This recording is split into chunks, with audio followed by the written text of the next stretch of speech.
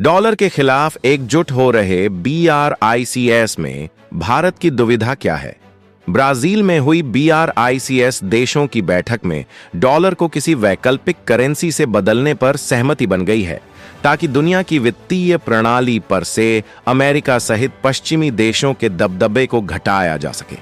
हाल में जब BRICS देशों के नेता ब्राजील के रियो डी जेनेरियो में मिले, तो आमतौर पर होने वाले बहुपक्षीय सम्मेलनों की रस्में, जैसे हाथ मिलाना, घोषणाएं करना, वैश्विक शासन में सुधार की बातें इस बार ज्यादा गंभीर और जरूरी लग रही थीं। इन औपचारिकताओं के पीछे असली मुद्दा था कि दुनिया की वित्तीय व्यवस्था की कमान किसके हाथ में होगी और दुनिया आखिर कब तक अमेरिकी डॉलर पर निर्भर रह सकती है। यह सवाल इसलिए भी अहम है कि BRICS वैश्विक GDP का करीब 29% हिस्सा रखता है।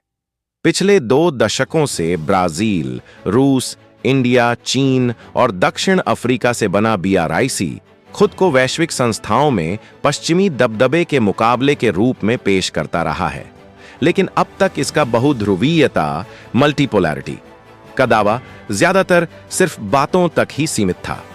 हालांकि अब इसमें बदलाव आने लगा है।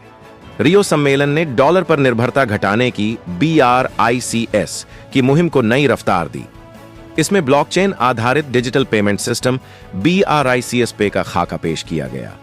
नेताओं ने BRICS के लिए एक अंतरराष्ट्रीय भुगतान प्रणाली, क्लियरिंग प्लेटफॉर्म बनाने के प्रस्ताव का समर्थन किया और स्थानीय मुद्राओं में व्यापार के रास्ते खोलने की योजना रखी, जिसमें मिस्र, इंडोनेशिया, इथियोपिया, बांग्लादेश और UAE जैसे नए BRICS प्लस सदस्य भी शामिल होंगे।